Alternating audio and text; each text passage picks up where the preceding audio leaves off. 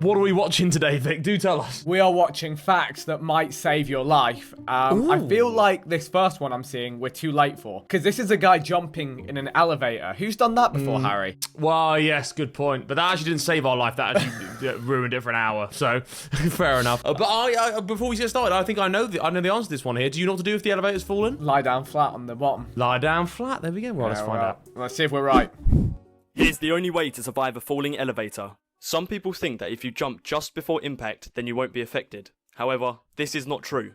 Let's say the elevator was falling at a speed of 70 miles per hour, and you can only jump up at 5 miles per hour. You'd still impact the ground at 65 miles per hour. Mathed them. So here's the real way to survive a falling elevator. Would you not impact it even faster? Because if you jumped, no, you would take a little bit of the speed out, because your upwards would take a tiny bit of the speed out, but you're still going through your feet.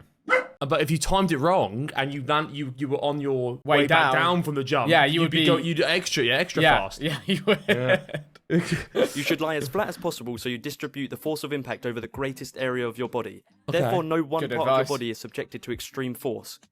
But remember, modern elevators are equipped with great safety features, and the chances that you're killed by an elevator. Oh, yeah. If an elevator's falling, you're lying down. Are you lying face down or on your back? On your back, definitely.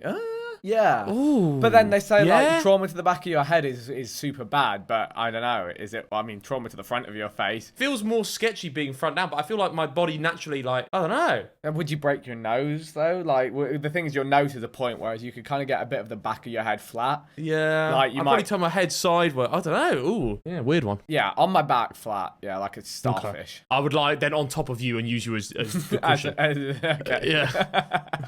Facts that can save a life, part 1. If your house smells like fish for absolutely no reason, there may be an electric fire. God. If someone tries to kidnap you, scratch your attacker because now their DNA will be in your fingernails. I don't know if that's going to save your life, really. Yeah, it might agitate them, actually. Yeah, it might end your life faster. Yeah. If you ever find yourself buried in an avalanche, just spit. Your spit will follow gravity and you could dig the opposite direction. Wake up in the middle of the night to the smell of gas. Do not turn your light switch on. It could blow up your whole house. If you accidentally disturb a beehive... Why is this guy going so fast, by the way? He's giving me anxiety. Yeah. Just listing all of these horrible things so quickly. I'm not going to remember anything here, bro. Like, it's just going too quick. Give me a minute. This is a IRL doom scroll, bro. It's too much. If you accidentally disturb a beehive, do not go underwater. They will just wait for you and sting you more. Run as far away as possible, and they will eventually tire out. Can you outrun a bee? How fast does a bee go? Good question. Or let's say wasp flight speed. Am I outrunning one of these things? Yeah, you could. It's like, 10 to 15 miles an hour. A human can run at that, can't they? Yeah. Yeah, I reckon. And also the wind. The wind probably slows them down more than it slows you down because they're so light. Yeah, good point. Yeah, right. I guess run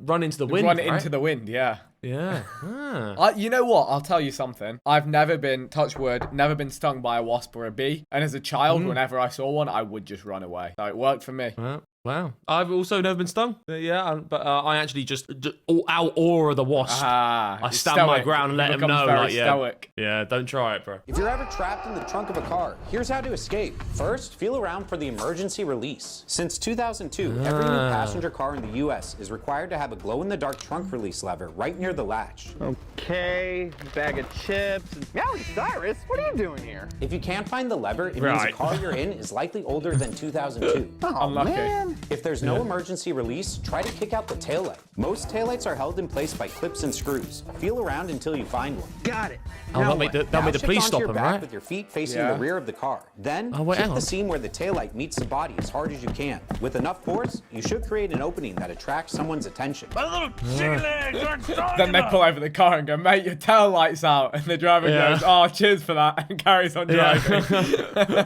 That's when you start banging in the back. You gotta start making noise. Kick the taillight out, then make as much noise as humanly possible. I really don't want to do this, but I have no choice. Baby shark, baby shark. I don't know how I rate the acting they put into this. Yeah, you actually rate it. I don't know. Well, it's better. Like, at least they put effort into it. Fun. They made it fun. Yeah. Just one small push. Well, can be enough to throw even just a handful of people off balance. So what's amazing about that is one person pushed, and then a crowd of 15, 20 people gets pushed together, and then your steps are so small or all stumbling on each other. Now, So our what's the expert technique? shows us a better way to stand. Legs staggered. Oh for yeah, let me balance. just arms catch me in the up. rave, stood like this.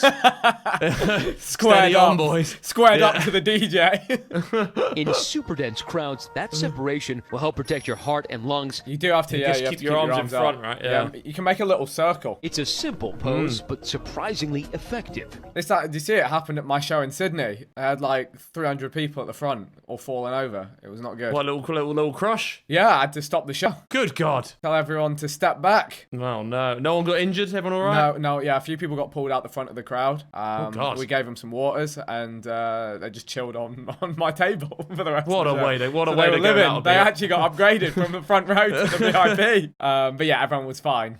Yeah, they were faking it. Bloody hell. Everyone's gonna try that at the next concert. Yeah, everyone was fine. Yeah. Okay. Good. Ever seen waves make a giant checkerboard on the ocean? I haven't. No. I've seen a lot of this. That's called a square wave, and it happens when two sets of waves travel at different angles, colliding into one another. And instead of blending smoothly, Is this dangerous? You're telling me? You guessed it.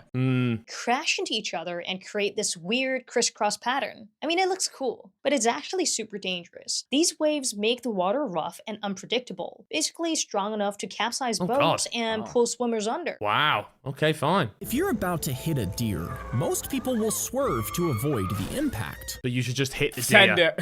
Yeah. Just gotta hit the deer. Brake as smoothly as you can. Keep the car straight and brace for impact. Now, right as you hit the deer, take your foot off the brake so that your car pushes the deer along the road. If you don't, the deer could roll over your car and smash through the windscreen, killing you both. Isn't it crazy that that's actually happened to people, by the way? Oh, it happens. It's quite common. Yeah, Well, like getting killed, but hitting the deer is so common. No, but getting impaled after hitting one is just...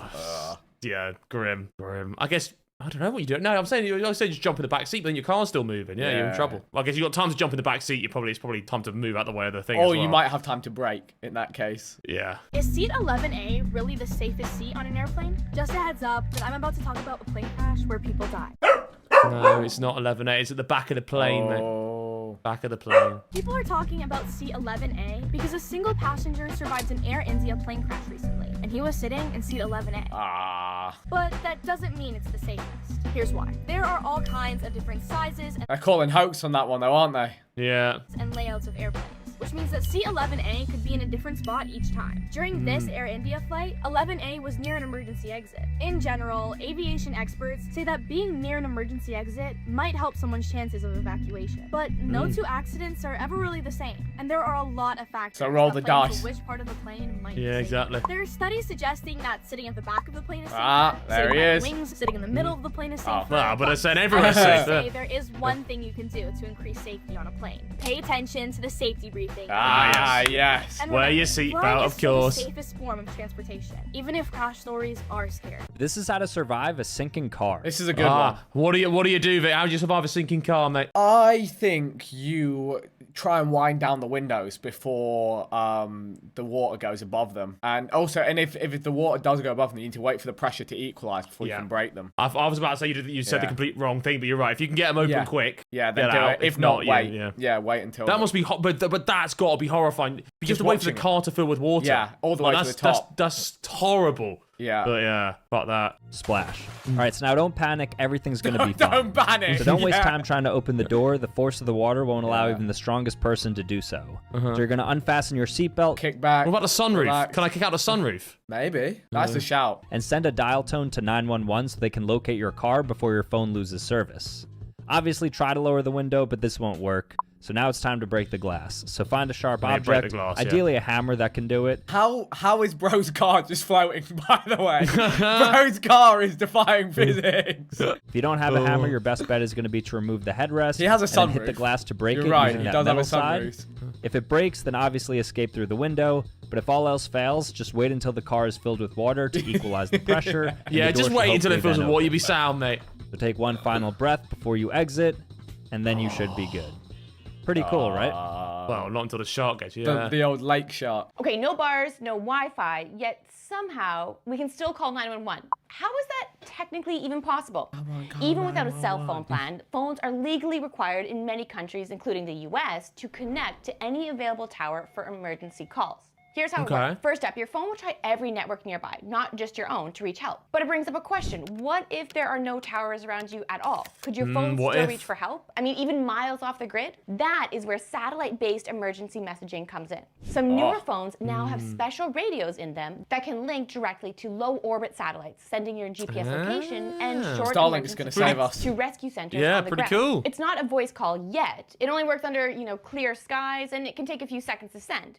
But it works, even in mountains, oceans, deserts, so you where can text, no but you tower can't call. exists. So even when your phone says no service, it might still be able to save your life. It's really cool. I mean, it's satellites, physics, and really smart engineering. Here are some facts that you probably didn't know that one day could save your life. Okay, let's see. That is, by definition, a shit-eating grin, by the way. Like, that is the prime definition of it. Like, look at that! Perfect pause. The machine that sets the pins at the bowling alley is extremely dangerous. Even if he got stuck on, yeah. Chance that you will be crushed to death. Most drunk driving deaths occur on Saturday between 1 and 3 a.m. Avoid roads during these times if you can help it. Yeah, that is terrifying. If your hair suddenly stands up on the end, duck and cover. You're about to be struck by lightning. No! What's ducking gonna do though? If I'm about to get struck, if I'm already getting struck by lightning, what difference does it make if I'm ducked? If you have an erection in a thunderstorm, you can die. Because let's say you're laying down and your third leg is pointing up, the lightning strike can immediately hit it because your third leg is so long that it's gonna attract it. We all know that the highest mountain will attract the lightning, so try to stay calm, try to stay close to the soil and hide your third leg. Nice. Bye-bye. See you guys next time.